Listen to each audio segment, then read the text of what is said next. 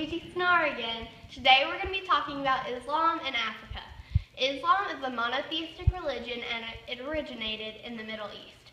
Its founder was Muhammad and the God they believed in was Allah. Muhammad's teachings were in the Quran, which was its holy scripture. By the angel Gabriel to spread the word of Allah. Islam also wanted its followers to live life by the 5 pillars of faith. Daily prayer. Fasting during Ramadan. Know there is only one God, and that is Allah. Allah! Here's your money, poor person.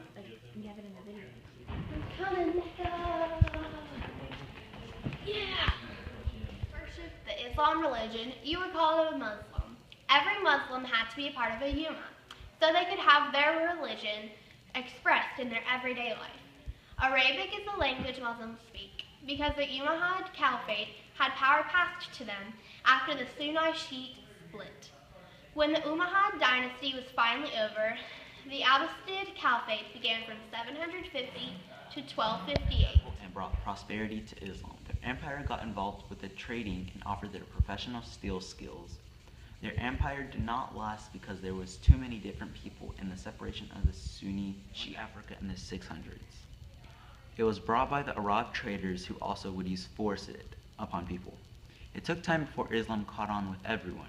The Africans noticed that Islamic rituals were very common to the ones they already had, so it went well with their lifestyle. Even today, Islam is very prominent in North Africa. The most powerful Islamic city-state was Mali, but others were Ghana and the Sanche. It was a center for bartering in North and Western Africa. The ruler of Mali was Mansa Musa. He was popular in Europe and Africa due to all of his wealth. Africa is well known to spread information through stories, so one of their popular literary works was called Sanjara.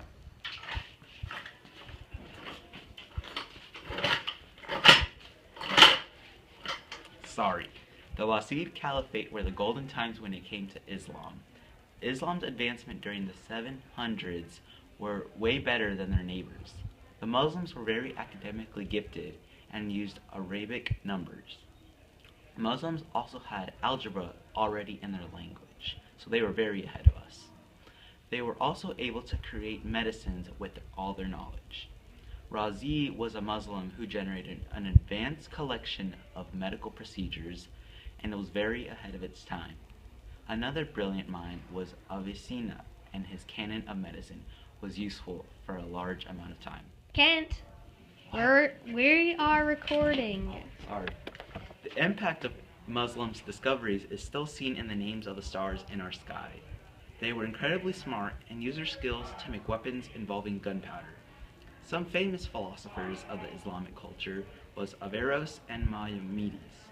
Averroes had translated the work of Aristotle and tried to return it back to Europe.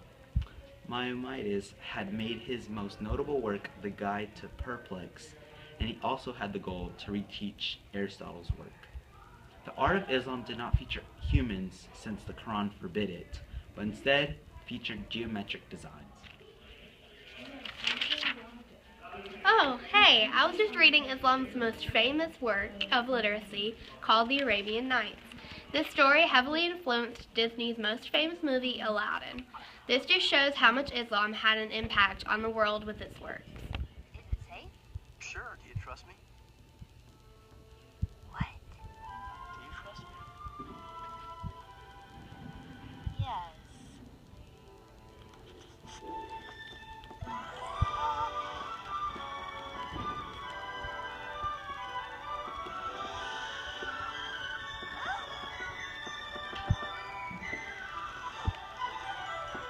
I can show you the world, shining, shimmering, splendid. Tell me, princess, now when did you last let your heart decide? I can open your eyes, take you wonder by wonder, But I over, think sideways, if and under. Another important literary work from Islamic culture was called Rubaiyat, and it was compiled by Omar Khayyam. Omar was widely recognized for being an astronomer and a mathematician. Rubaiyat was made up of multiple poems, and it was gathered together in the beginning of the 1100s. Islam's greatest explorer, Ibn Battuta, also had created a wonderful work of literacy for his religion. He named it Travels, and it was all about the journeys that he took. He wrote about visiting Mecca, Mesopotamia, space, Timbuktu, and others over 30 years of traveling.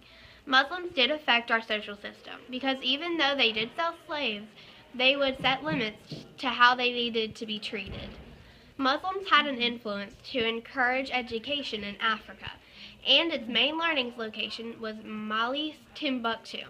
Timbuktu was a great place for scholars to travel for arguments concerning theology. Africa was able to set a variety of ideas through Timbuktu. Africa was ready to jump on the chance of getting knowledge passed down to them, so they decided to get more education. Islam's works impacted the lives of Africans through their religion greatly. West Africa was changed massively by Islam in every way. Their trade, education, and lifestyles had evolved greatly from before. The golden salt trade had brought the Arab and Berbers with them, but also a geographical impact on a country's people. Islam was beginning its spark and getting ready to light a huge flame for future Muslims. The Arab traders brought over a whole new world of ideas, rituals, and a culture that would influence all of Africa for millions of years.